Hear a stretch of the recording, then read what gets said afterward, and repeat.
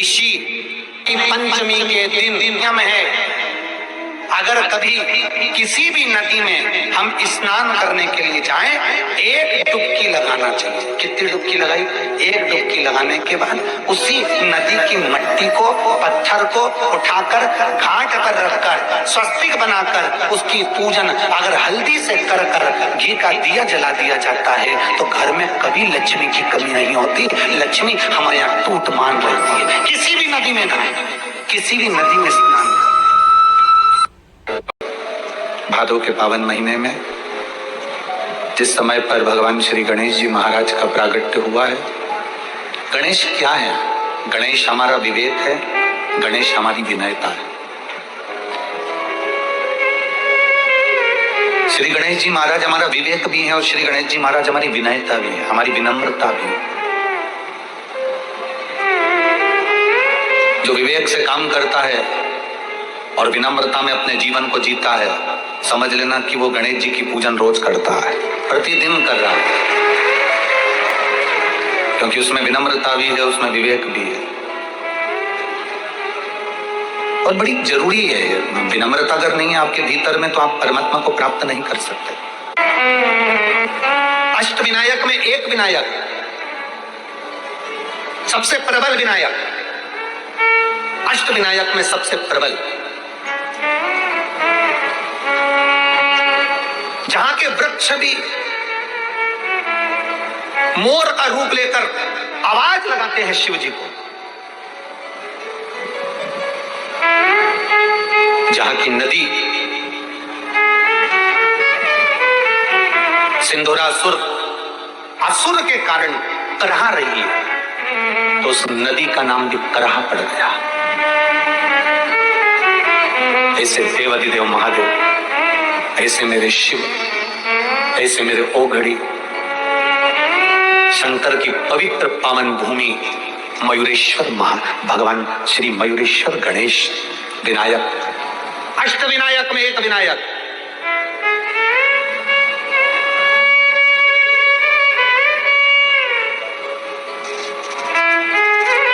हजारों बेलपत्री के वृक्ष थे,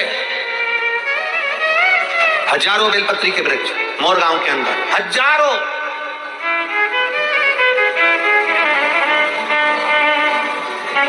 और शिव जी की अति प्रिय भूमि थी मोरगांव, अति प्रिय भूमि। पुणे के इस पवित्र आनंद में, पुणे के इस जिले के अंदर, पुणे के अंतर्गत ये मयूरेश्वर सुंदर गणेश जी के अष्ट विनायक में एक विनायक है। शायद हमारे हिसाब से तो अष्ट विनायक की पहली यात्रा यहीं से प्रारंभ होती होगी। जहां तक अगर विचार हो तो मयूरेश्वर से प्रारंभ। अष्ट विनायक की पहली दर्शन यात्रा अगर कोई निकलती होगी तो मयूरेश्वर से निकलती होगी। पहली मयूरेश्वर आता होगा, फिर उसके बाद दूसरे गणेश। क्यों? हजारों बेलपत्री के वृक्ष, शिव जी की परमप्रिय भूमि। लोग कहते हैं मयूरेश्वर विनायक जहां विराज रहे हैं वहां केवल गणेश जी हैं। याद रखना, मयूरेश्वर विनायक के मंदिर में केवल गणेश जी नहीं है। मयूरेश्वर विनायक के बाहर जो नंदी बैठा है वो शिव के ही प्रतिबिंब के रूप में विराजमान है। शिव के रूप में पूरे भारत की भूमि पर कहीं पर भी भ्रमण कर लेना, गणेश जी के मंदिर के बाहर नंदी नहीं मिलेगा। कौन कौन गया है मयूरेश्वर विनायक का दर्शन करने? है कि नहीं नंदी? केवल एक, पूरी भारत की भूमि पर केवल एक गणेश का मंदिर, एक विनायक का मंदिर ऐसा है जिनके बाहर नंदी विराजमान है। वो नंदी क्यों है? उसका कारण यह शास्त्र है। ये पुणे की भूमि, ये पुणे की जो धरा है, ये पुणे की जो भूमि है, ये कोई साधारण भूमि नहीं है। यहाँ बहुत देवताओं ने आकर तप साधना करी। मेरे महादेव की पवित्र भूमि है। एक शिवलिंग का वर्णन तो हमने अभी पिछली कथा में भी वर्णन किया था। पुणे के पास में, पुणे से शायद औरंगाबाद जाते हैं तो वहां एक शिवालय पड़ता है जहां भक्त के लिए नंदी थोड़ा सा खसक गया।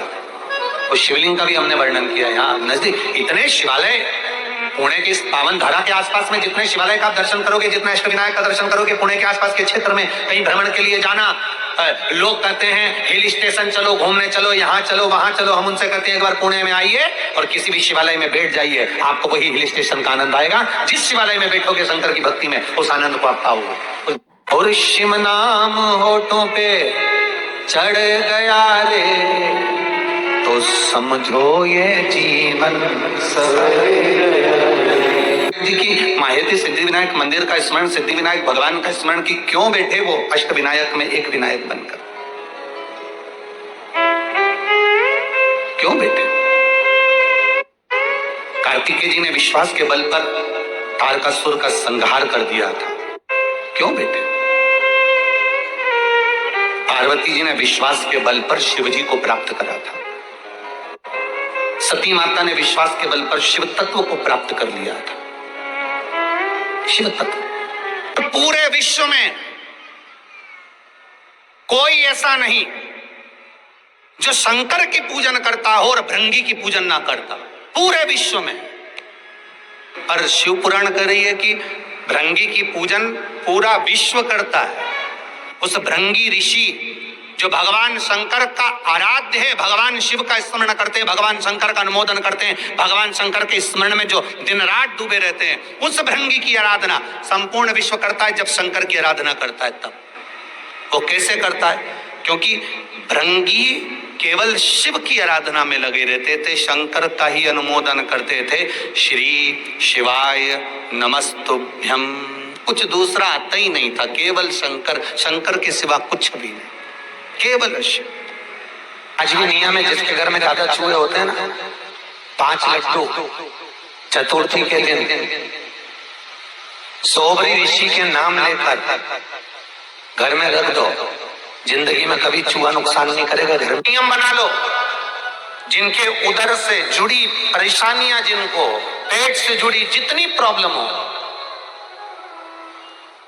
भोजन ना पचता हो, एसिडिटी होती हो, या भोजन में जो भी तकलीफ हो, बस एक नियम बनाओ। एक नियम आपके भीतर होना चाहिए, प्रतिदिन का एक नियम,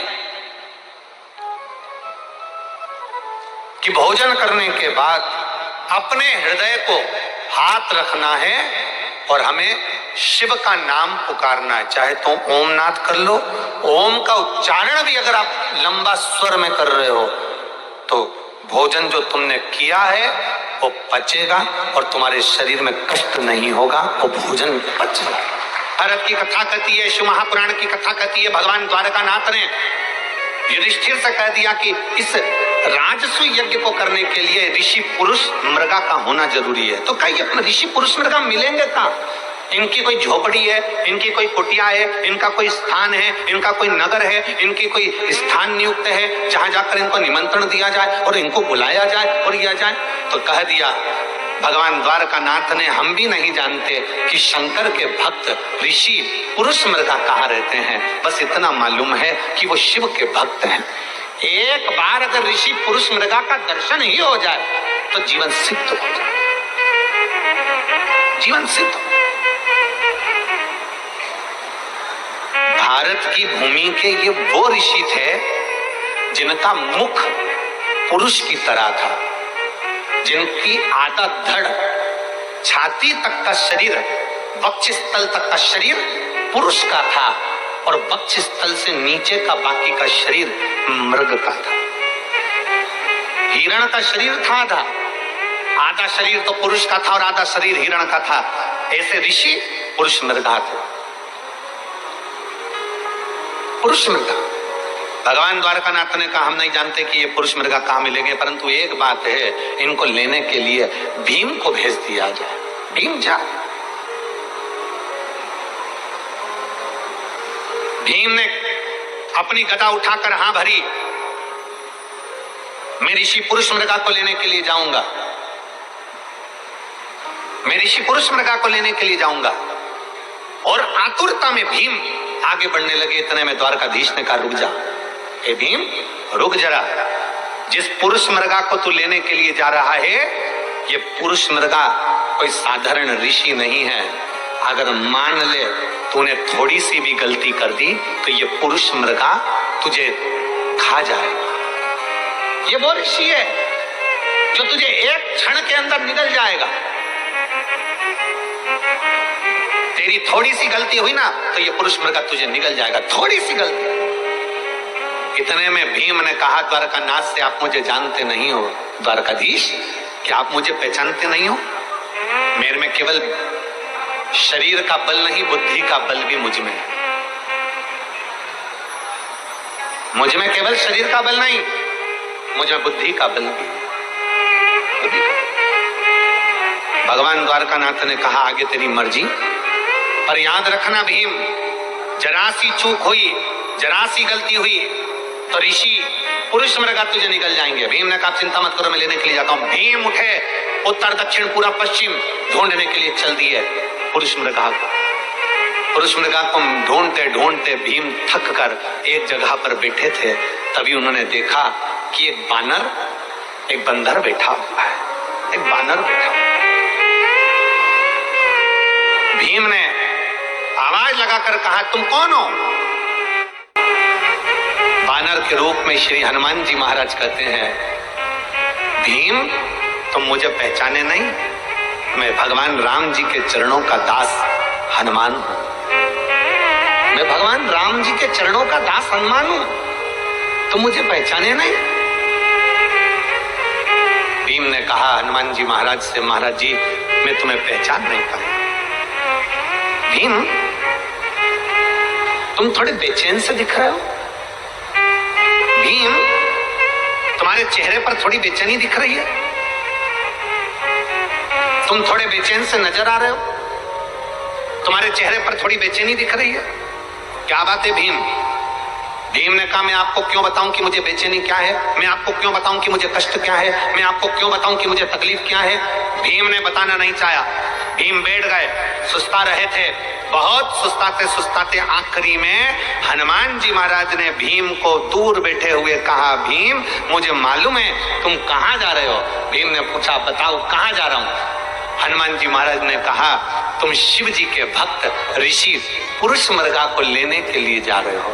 भीम ने कहा आपको कैसे मालूम पड़ा कि मैं पुरुष मृगा को लेने के लिए जा रहा हूं? हनुमान जी बोले जो पुरुष मृगा शिव का भक्त है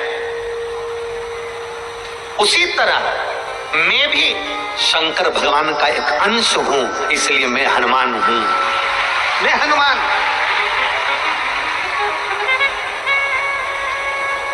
मैं शिव जी का एक अंश हूं, इसलिए मैं हनुमान हूं।